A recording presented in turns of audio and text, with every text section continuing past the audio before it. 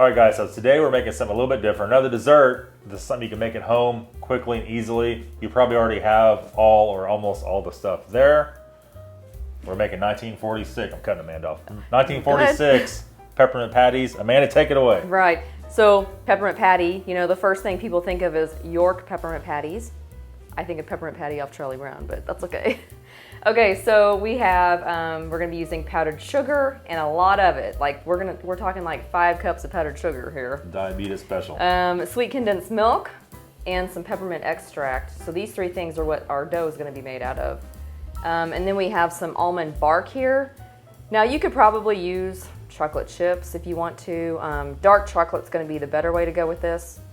And we just have some Crisco, which you're gonna be mixing with the almond bark whenever we melt it in our double broiler. Now, could you use, does stevia have anything similar to powdered sugar instead of granulated sugar? I mean, stevia is kind of like a powdery stuff. Could you make this if you're diabetic? Could you substitute stuff to not have any sugar? I bet you probably could. You probably could, I don't know. Sweet condensed milk, I don't know about that. No, probably not. Perhaps, who knows. But anyhow, let's get started. Okay. Okay, so 1 cup of sweet condensed milk. Dump her in there. Oh. Is it sticky? Can you imagine you dump that all over the table? I know. It's kind of like Elmer's glue. Mm-hmm. Almost dropped a little cup in I'm there. afraid this is going to be very, very, probably not pliable, but we'll see. So tell them what the angle is here. Like, we're going to put this in here. Yep. In theory, we're going to add the mint next, right? Yep. Might need to take that to the sink. Oh, that's okay. All right. So we need 1.5 teaspoons. This is peppermint extract, not peppermint oil. Right. Peppermint oil, like the essential oils, I would not 1. recommend using that. It's way too strong. It's about 1/2. Right. Put the lid back on this bad boy before things go bad. And then we know like which spatula to use. Oh. Don't get that on you. It's on me. Don't stick your finger in your eye with that on your fingers.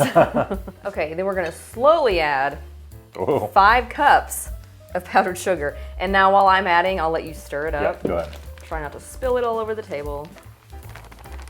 Or is that, how many cups is that, 2? That's 2. Holy cow. I know. All right. Go slow. You can use that wooden spoon too if it gets too hard to stir. All right, slow down there.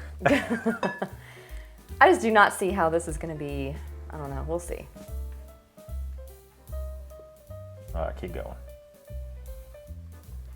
You wouldn't think this would ever work. You know what I mean? I know.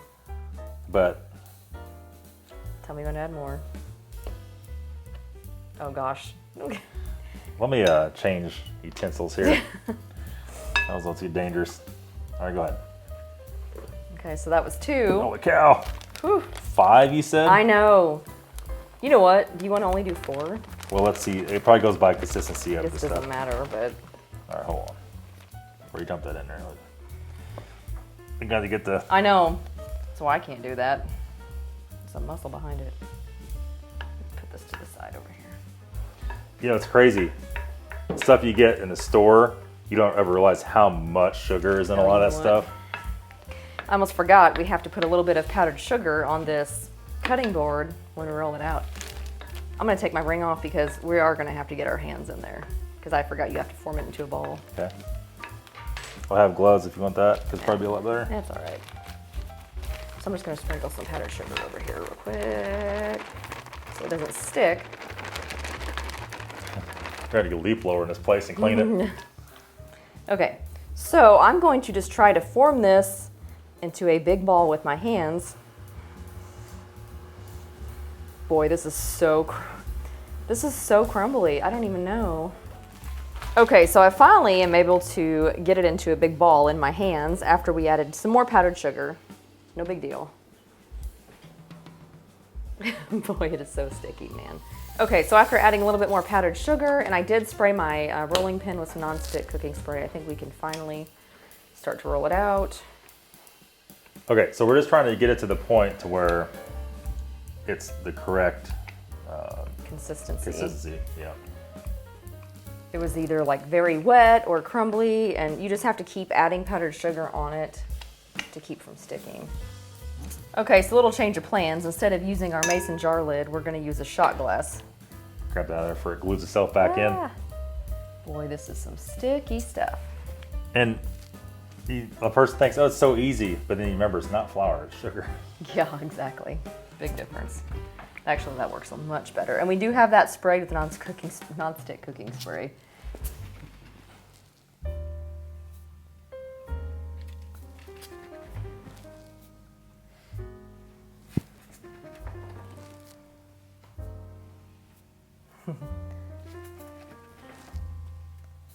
So we're trying to use the lid, and it's just way too big. Yeah, it was too heavy.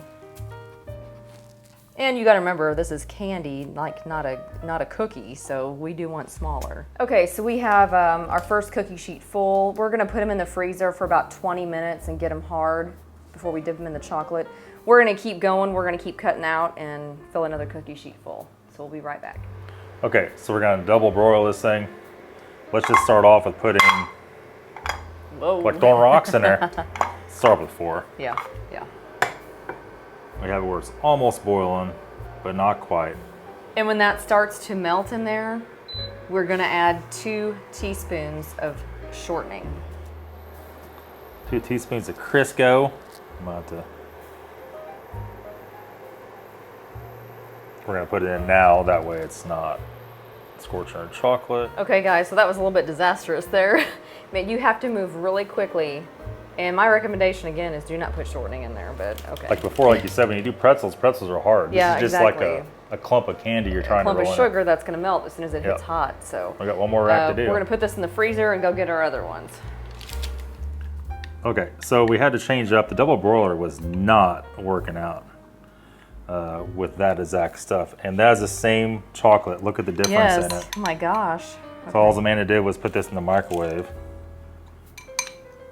That's a chunk of chocolate that's not melted yet. Oh, I thought it was a... No. I probably need to put it in there for just a little bit longer. And get it out of there right now.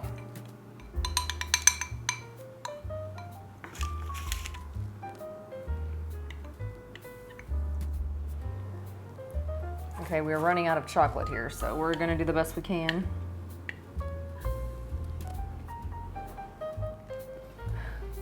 All right, so what we learned from today's video. Never put shortening in with almond bark. Right?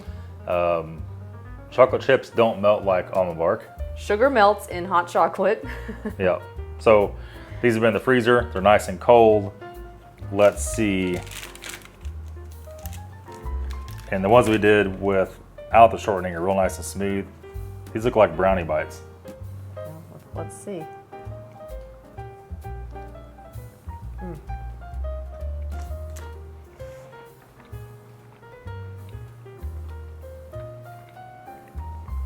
Okay, they do taste exactly like a York peppermint patty, I will say. It kind of has more of a toothpaste flavor to it. I don't think so. Maybe it's my taste. But it is so sweet. It is like literally making my teeth hurt. Yep. You I would would think say, by eating peppermint patties that the whole inside would not be sugar. right? But we're here to tell you it is. It's definitely sugar. I'd say one of these could last me like a couple days. I don't know. But it's spot on for the way it tastes. It's not pretty. I'll first admit that, but it does work. You can make this with the kids.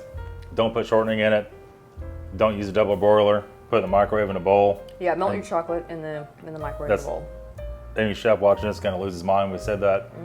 But for do-it-yourself at home, that's a much easier solution. And it's going to be it. We're done with this video. We'll be back very soon with another one. All right. See you later.